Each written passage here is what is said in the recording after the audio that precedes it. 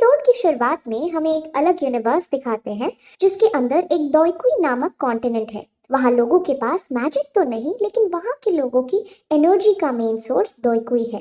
असल में उस कॉन्टिनेंट पर इंसान अपने अंदर की दोइकुई पावर को बढ़ाते हैं और अलग अलग लेवल्स पर पहुंचाते हैं। टोटल 10 लेवल्स होती हैं जिनके नाम आपको स्क्रीन पर दिख रहे होंगे। फिर इस कॉन्टिनेंट के अंदर हमें एक जगह दिखाते हैं जहाँ कई सारे लोग एक टावर के आगे खड़े थे। वो लोग एक एक करके टूर के पास जाते हैं और अपनी दोइकुई पावर्स की लेवल चेक करते हैं। वहीं दूसरी तरफ हमें याओ क्लैन के अंदर याओ क्लैन का हेड, जाइली हाउस का हेड और क्रो सिटीज का हेड दिखाते हैं जो एक मीटिंग कर रहे थे।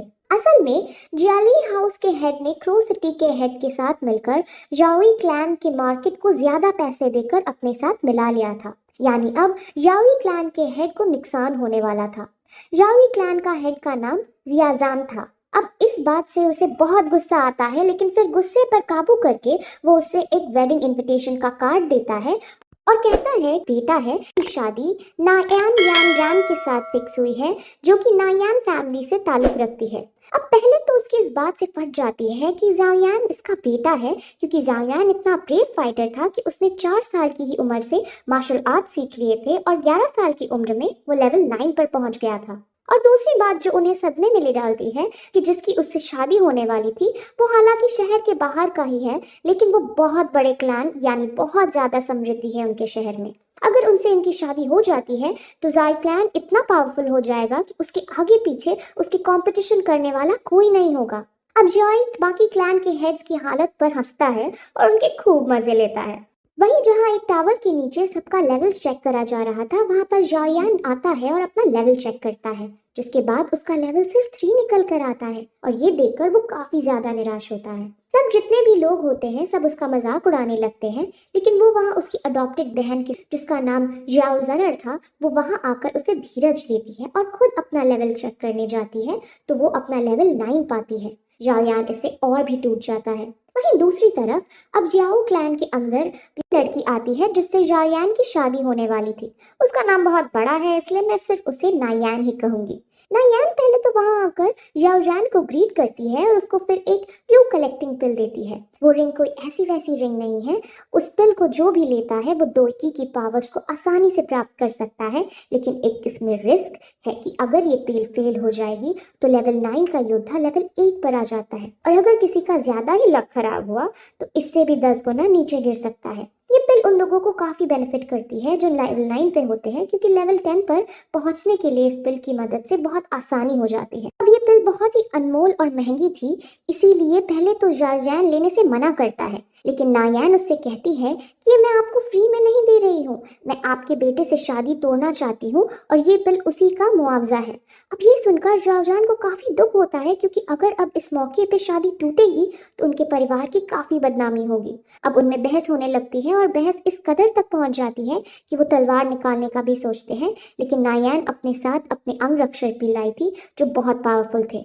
अब माहौल गर्म तो था ही कि तभी वहां जॉयान भी अपनी बहन के साथ आ पहुंचता है, जहां वो सीधे जाकर फ्लर्ट करते हुए नायान से पूछता है कि क्या मैं उतना हैंडसम नहीं हूँ क्या।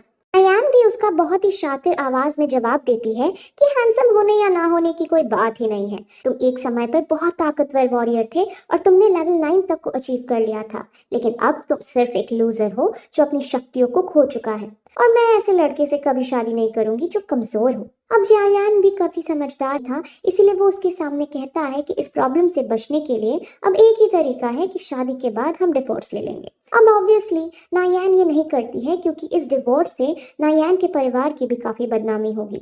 नायान बहुत कहती है कि मैं तुम्हें ऐसी 3 पिल देने को तैयार हूँ, और अगर इतने से भी पेट नहीं भरा तो तुम मेरे शहर में आके अपनी ट्रेनिंग कर सकते हो, जहाँ तुम्हें बेस्ट फैसिलिटी मिलेगी। अब 3 पिल को हासिल कर जॉइन क्लैन सबसे शक्तिशाली क्लैन बन सकता था, लेकिन फिर भी जॉयान मना कर देता है। इसीलिए अब वो एक डील करती है, मैं तुम्हें 3 साल का टाइम देती हूँ और 3 साल बाद तेरी और मेरी रिंग के अंदर एक फाइट होगी। अगर उसमें मैं जीती तो मैरिज कैंसिल होगी, अगर तुम जीते तो मैं पूरी तरह से तुम्हारी हो जाऊंगी। अब जुयान इस डील को हाँ कर देता है, लेकिन वहां खड़े सब लोग जानते थे कि जुयान के पास अब इतनी शक्ति नहीं थी कि वो उससे लड़ सके और 3 साल में कोई योद्धा नहीं बन सकता। वहीं अब एपिसोड 2 स्टार्ट होता है, जिसमें अब जायान के आदमी जायान की इस डील को देख बहुत बड़ी गलती बता रहे थे और जायान खुद भी बहुत टेंशन में आया था क्योंकि वो बहुत कमजोर हो चुका था। उसकी बहन उसे संभालने की कोशिश करती है लेकिन वो अपनी बहन से भी दूर जाने लगता है।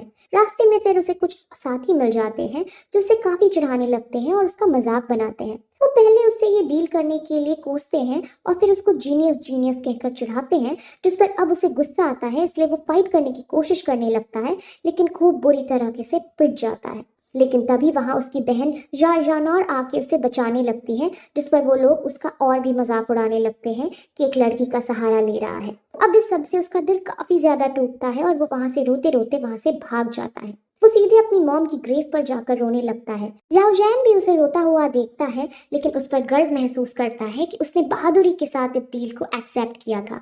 जाओयान अपनी मॉम से कहता है कि मॉम, मैं 3 साल बाद उससे बिल्कुल नहीं जीत पाऊंगा, अब तो केवल कोई चमत्कार ही मुझे जिता सकता है।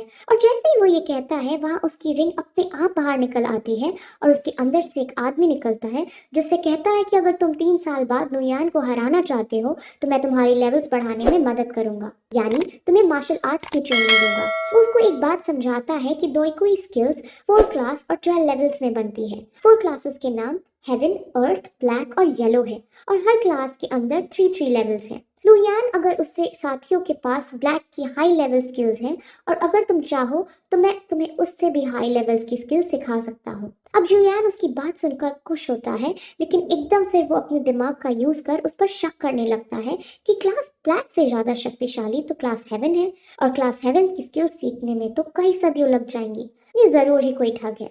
वो अपनी शंका को उसके सामने भी रखता है लेकिन अब वो आदमी उससे अलग अलग तरह के कारनामे उससे करके दिखाता है, जिससे जायान काफी इम्प्रेस हो जाता है और उन्हें अपना टीचर बनाने के लिए रेडी हो जाता है। लेकिन तभी फिर वो उनसे अपनी हेल्प करने का कारण पूछता है, जिस पर वो बताता है कि तुम्हें मुझे 3 साल तक संभाल कर रखना है, जिसका एहसान वो चुकाना चाहता हूँ। उस आदमी का नाम याओचन है। अब जोयान को समझ आ जाता है कि 3 साल से ये आदमी मेरे रिंग के अंदर था, इसीलिए मेरा द्वारा सारी ट्रेनिंग करने के बाद भी मेरी डॉयकी लेवल्स कम होती जा रही थी। वो रिंग के अंदर बैठा है और उससे वहीं जीवित रखने के लिए डॉयकुई पावर्स चाहिए होती हैं जो मुझसे वो खींचना चाहता रहता है और इसीलिए मेरी लेवल्स घटकर 3 पर आ गई थी। अब इससे जोयान को काफी गुस्सा आता है लेकिन अब जो हो चुका था वो तो हो चुका था, इसीलिए वो मूव ऑन कर जाता है। वो फिर उस आदमी से कहता है कि तुम मुझे ऐसी ट्रेनिंग दो जिससे मैं एक ही साल में 7th लेवल पर पहुंच जाऊं, जिस पर वो अग्री कर जाता है। लेकिन वो उससे एक पर्चे में कुछ अजीब से सामान लिख कर देता है और कहता है